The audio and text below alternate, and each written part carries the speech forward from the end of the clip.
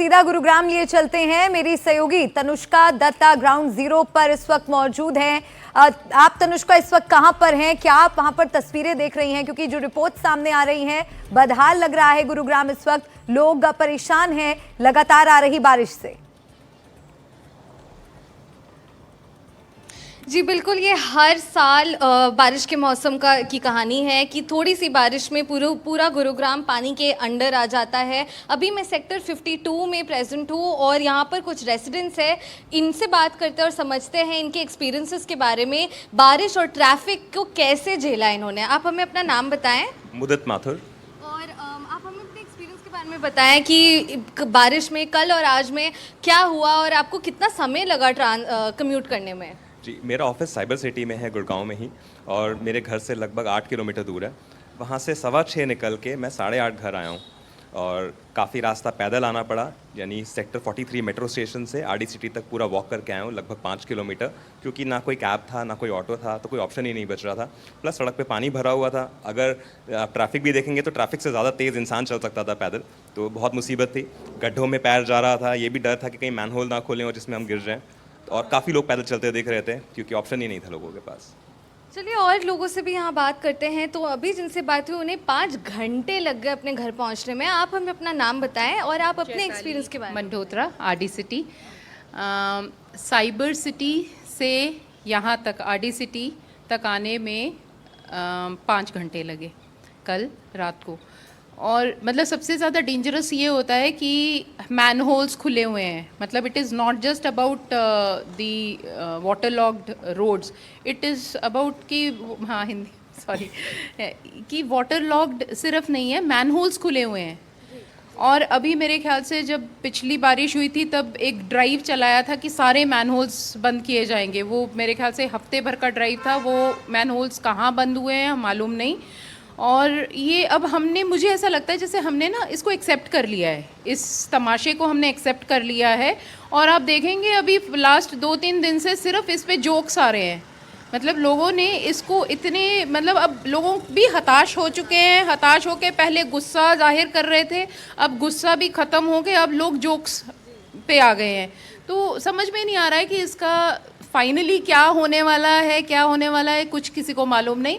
तो something needs to be done, पर क्या करेंगे कुछ समझ में नहीं आ रहा है। लोगों से क्लियरली समझ आ रही है कि बिल्कुल परेशान तनुष्का, हो आप गए जिन हैं रेजिडेंट्स से लोग। बात कर रही हैं उनके जो कंसर्न्स हैं वो बेहद परेशान कर देने वाले हैं। और जाहिर सी बात है, इस गुरुग्राम में जिसे मिलेनियम सिटी कहा जाता है, बड़े बड़े दफ्तर हैं, ऊंची ऊंची बिल्डिंग्स हैं, वहां पर रहने वाले, काम करने वाले लोग इस तरह की बुनियादी ज़रूरतों से अपने आप को महरूम समझ रहे हैं। और यहाँ पर वो ये उम्मीद कर रहे हैं कि सरकार जल्द से जल्द इन तमाम परेशानियों का कोई हल निकाले। आप वहां पर मौजूद और रेजिडेंट से बात करिए। तनुष्का, मैं आगे भी आपका रुख करूंगी। फिलहाल आगे बढ़ते हैं और अब बात करते हैं हिमाचल की। हिमाचल के पहाड़ों पर भारी बारिश ने पूरे राज्य के लोगों को परेशान कर रखा है। कहीं बाढ़, कहीं लैंडस्लाइड। अब हिमाचल के ऊपरी इलाकों में बर्फबारी हुई है। राज्य का आपदा प्रभावित घोषित कर दिया गया है। मनाली समेत कई इलाकों में भारी तबाही मची है। इससे जुड़ी एक रिपोर्ट आपको दिखाते हैं।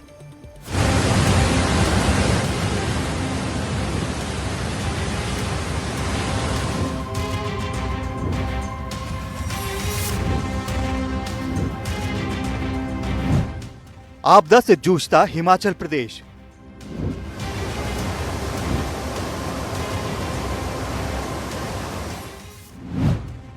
जून से सितंबर हो गया।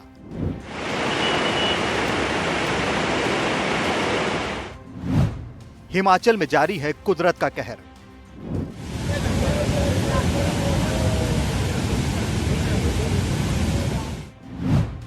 बारिश के बाद अब बर्फबारी। हिमाचल में अचानक मौसम का नया रंग भी देखने को मिल रहा है। भारी बारिश के बाद मनाली के पास ऊंची पहाड़ियों पर बर्फबारी हुई है। सोलांग घाटी के ऊपर हुई इस बर्फबारी के बारे में स्थानीय लोगों का कहना है कि ऐसा बहुत कम ही होता है कि इस समय बर्फबारी हो। मनाली से 20 किलोमीटर दूर रोहतांग पास के पास भी बर्फबारी हुई है। अटल टनल के नजदीक पड़ते हनुमान टिब्बा और फ्रेंडशिप पहाड़ पर बर्फबारी दिखी है। माना जा रहा है कि अब मनाली में भी जल्द बर्फ गिरेगी। आप देखिए कि ये मनाली की वैली है और इसके ऊपर आप देखिए कि अभी बर्फ पड़ रही है। यानी बारिश और उसके बाद अब जो है बर्फ, आप देखिए कि पूरी सफेद चादर आपको दिखाई पड़ रही है। जो प्रकृति का एक आप कह सकते हैं कि एक खेल है कि भारी बारिश और उसके बाद में अब जो है वो रोहतांग जो रोड जाता है वहां पर भी बारिश की वजह से काफी तबाही मची है। तमाम सारी सड़कें एनएच की टूट गई हैं, लेकिन अब जो है वो सफेद चादर आपको दिख रही है। और रोहतांग के पास में जो पहाड़ है वहां बर्फ पड़ने का मतलब है कि अब अर्ली बर्फबारी मनाली और उसके आसपास के इलाकों में भी हो सकती है। मौसम विभाग ने कहा है कि हिमालयन रेंज जम्मू कश्मीर हिमाचल प्रदेश में पश्चिमी विक्षोभ की वजह से समय से पहले बर्फबारी हुई है। इससे 6 से 7 डिग्री तापमान में गिरावट दर्ज हुई है, जिससे हिमाचल में ठंड शुरू हो गई है। कुल्लू, मनाली, चंबा और लाहौल स्पीति में ये सीजन की पहली बर्फबारी है।